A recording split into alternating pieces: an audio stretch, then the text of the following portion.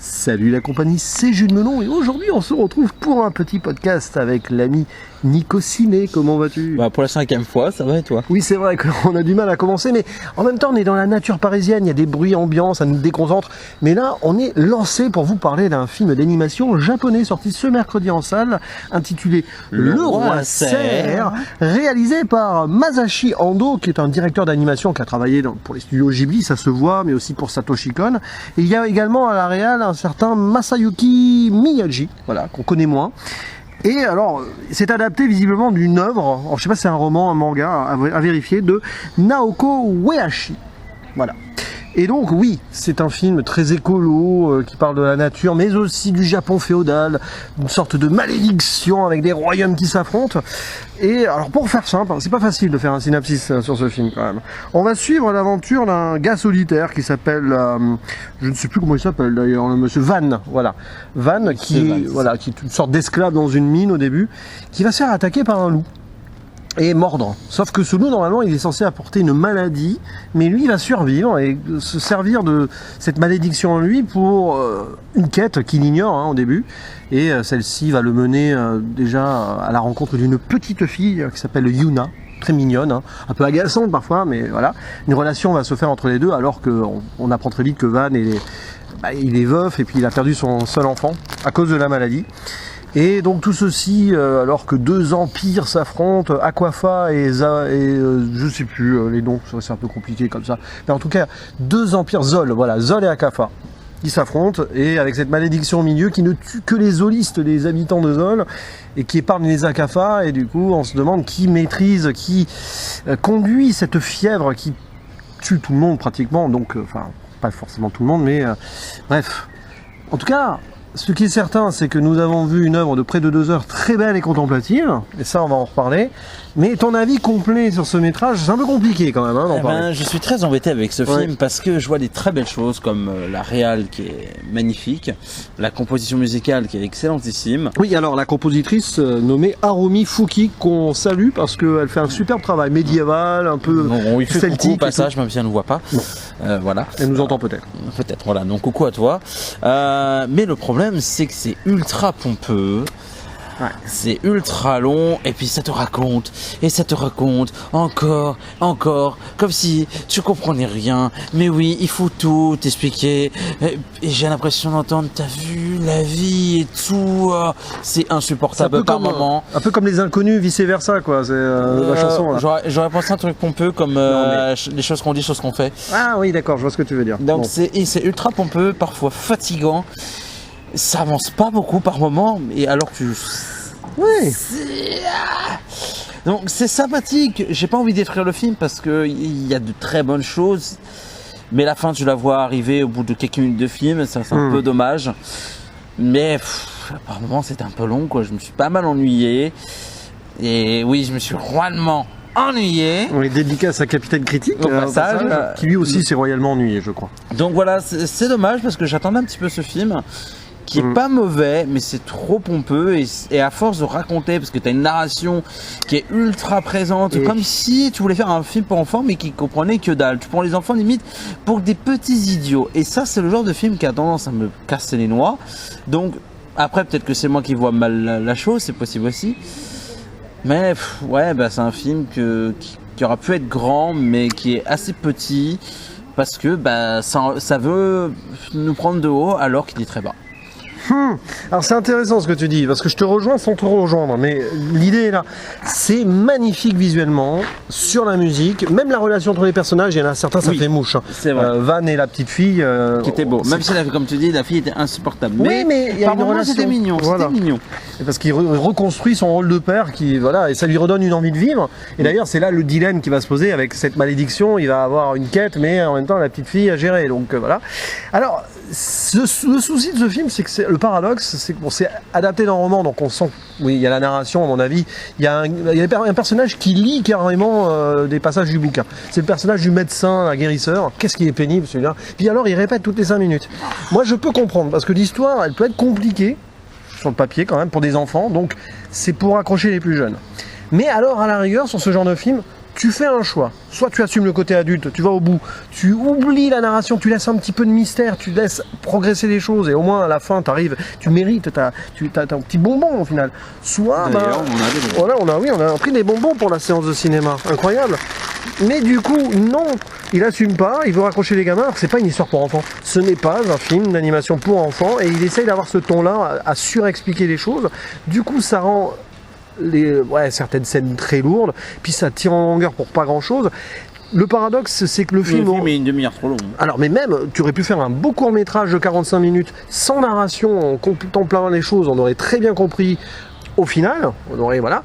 Ou alors, à la rigueur, tu fais ça à l'inverse, hein, sous forme de série, et tu développes bien les petites histoires annexes qu'on essaye de voir. À un moment, tu as une pisteuse, on la voit, elle s'en va. Le médecin machin, oui, bon, super.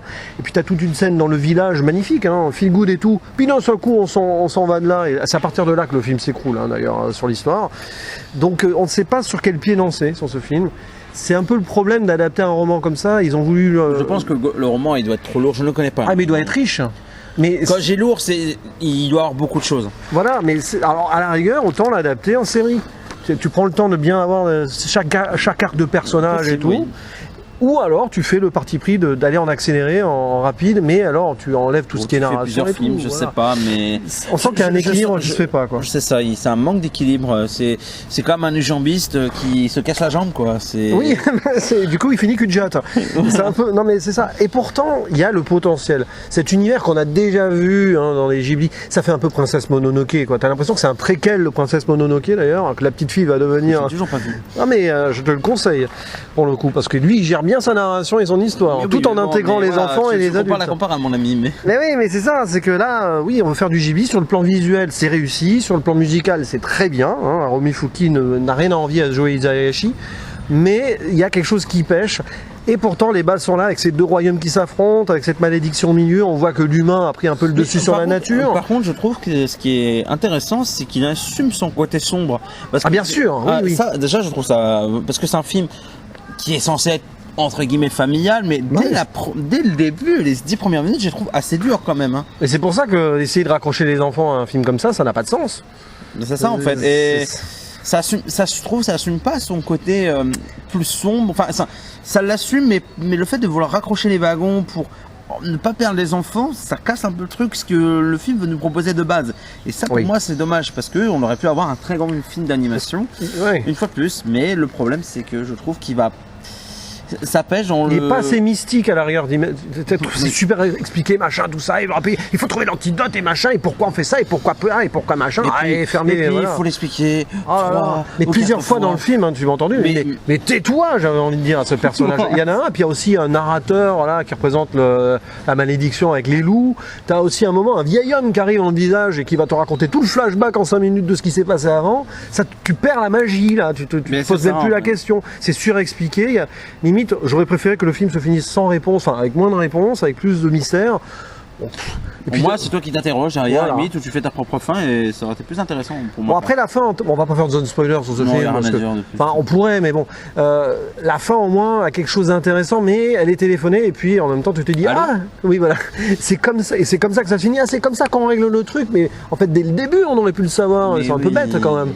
Mais bon, au moins, on prend contact avec la nature sur ce film. Il y a une importance sur les animaux. Évidemment, le roi cerf, c'est cet animal magnifique. Alors, c'est pas un cerf, hein, ils ont un autre nom, mais on va dire c'est la famille des cervidés, simplement.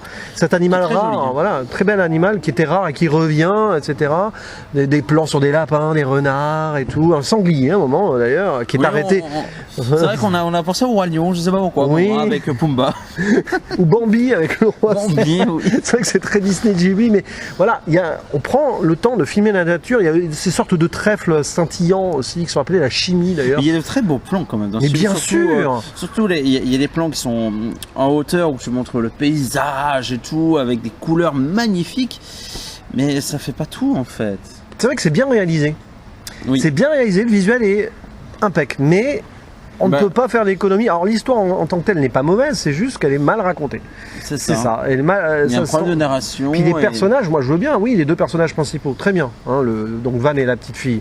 Mais tous les autres autour, oh là là, Bah, soit on les oublie.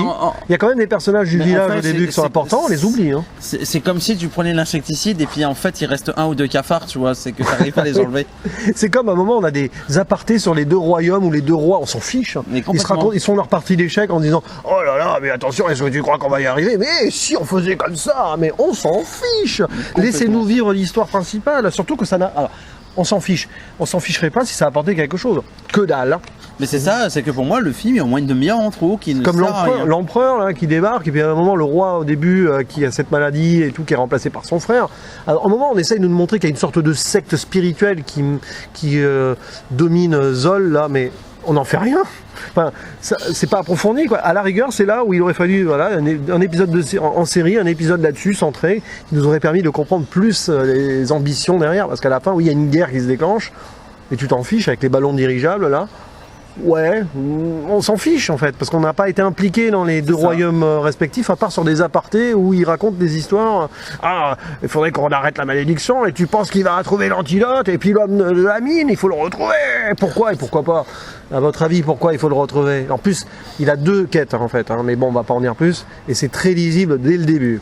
Voilà, le fait qu'il ne meure pas de la maladie, on sait pourquoi un peu. Hein. Ben oui, c'est ça, c'est un peu dommage. Mais c'est intéressant et touchant de voir cet homme qui, par contre, voilà, qui a perdu tout espoir, qui s'est laissé limite réduire en esclavage, qui va retrouver cette envie de vivre soudaine. C'est vrai. Mordu par un loup qui apporte la mort en plus, c'est cette mort qui lui ramène la vie. Et il trouve sur son chemin la petite fille. Ça, c'est très beau. Voilà, ça c'est beau. Une petite fille qui est ramenée par la gueule du loup d'ailleurs. Il y a quelque chose. C'est très Mononoke quand même. Hein. C'est vraiment, on dirait vraiment le préquel de Mononoke. Il va falloir que je le regarde du coup. Surtout qu'il y a une histoire de malédiction aussi, de maladie. Voilà, donc on voit quand même l'inspiration. Mais à voir si le roman de base ou l'œuvre de base, le manga, est inspiré ou non de Mononoke, à moins que Mononoke se soit inspiré de cette œuvre. Et là, la boucle serait bouclée. Mais bon, ça. Voilà. As-tu d'autres choses à dire sur ce film du coup? Non, pour résumer, je suis un peu triste parce que. Ah oui. On a envie de l'aimer ce film quand on voit le. Je vais pas dire que je l'aime pas parce que. Non, mais on a envie de l'apprécier plus. C'est ça, parce que je trouve qu'il y a des qualités, comme on l'a dit, en termes de réal. Je trouve la relation entre les 2 personnages principaux est magnifique. Les animaux, voilà. Voilà, la musique est magnifique. Ah bah oui. Mais ça va. C'est trop pompeux à mon goût, ça veut trop en dire pour pas grand chose, c'est beaucoup trop long pour pas grand chose. Oui. Bah ouais, je suis resté sur ma faim en fait, alors qu'il y avait, en fait c'est comme si t'allais à un mariage, tu bouffes les petits fours, mais en fait tu n'as même plus de place pour le plat de résistance, alors qu'en fait il n'y en avait pas assez de base en fait. Et puis t'as même pas la pièce montée à la fin quoi. Exactement. Voilà, donc je sais pas, pour ma note, entre 5 et 6. Ouais bah oui. Parce que je mettrais plus 6 parce que contrairement à un autre film que j'ai vu il y a 2 jours, j'ai passé un meilleur moment devant celui-là quand même. Je ne citerai pas le nom, allez voir ma vidéo aussi sur ma chaîne si vous voulez. C'est pas un film du MCU? Ah peut-être, oui. Non, honnêtement j'ai passé un meilleur moment devant le Roi Cerf, même s'il faut pas comparer quand même, c'est pas comparable. Mais au moins je trouve qu'il est beaucoup plus ambitieux, il y a des erreurs, mais je préfère un film qui fait des erreurs, qui se veut ambitieux, contrairement à un film qui se veut ambitieux alors qu'il est juste fainéant et prétentieux. C'est ça, bah t'as résumé aussi mon avis. L'ambiance et l'ambition visuelle sont là, clairement. Hein. Mais même au niveau de la narration, je trouve qu'il y a un monsieur, mais c'est vrai qu'il veut trop en faire en fait. Bah c'est ça, et puis t'as des personnages qui il y a trop d'éléments. Et c'est pour ça que j'ai envie de pardonner ça, parce que tu sens qu'il voulait dire beaucoup de choses, peut-être un peu trop. Il veut être trop généreux. Il y a des choses qui sont pas développées. T'as des personnages qui sont fonction pendant les 3/4 du film qui à la fin vont avoir une ampleur, mais. Mais une fois plus, je préfère un film comme celui-là qui est maladroit et qui sait pas dans où il va.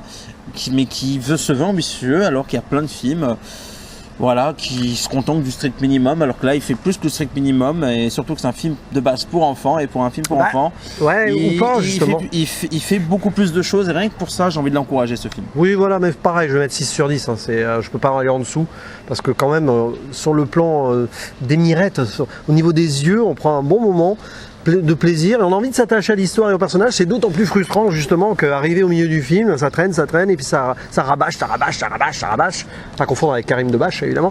On lui fait des dégâts. Voilà, bah oui, je sais pas ce qu'il devient d'ailleurs, mais bon. Bah il est avec JDG. Voilà, bah oui. Mais en tout cas, ce qui est certain, c'est que on vous conseille d'aller voir ce film, mais peut-être pas d'amener vos moins de 10 ans, ils vont s'ennuyer. Les enfants devant ce film vont s'ennuyer. Ils vont regarder les belles images, mais très vite ils vont décrocher. Ils vont courir partout entre les sièges et tout, et c'est pas vrai qu'il y avait que des adultes. Ouais, mais c'est ça, c'est un film clairement pour ados adultes. tout simplement.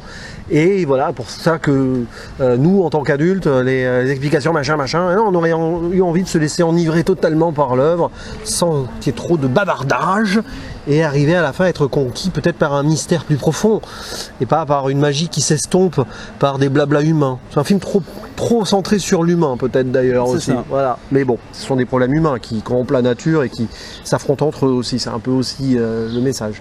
En tout cas, n'hésitez pas à dire dans les commentaires ce que vous avez pensé de ce film si vous l'avez vu. Si vous avez lu le bouquin ou le manga de base aussi, ça nous intéresse, voir ce qui a été plus ou moins bien adapté ou pas. Bon après, hein, le film se suffit en lui-même ou pas justement. Et c'est tout, il ne reste plus qu'à faire le mot de la fin. Le traditionnel. À la prochaine. Ciao.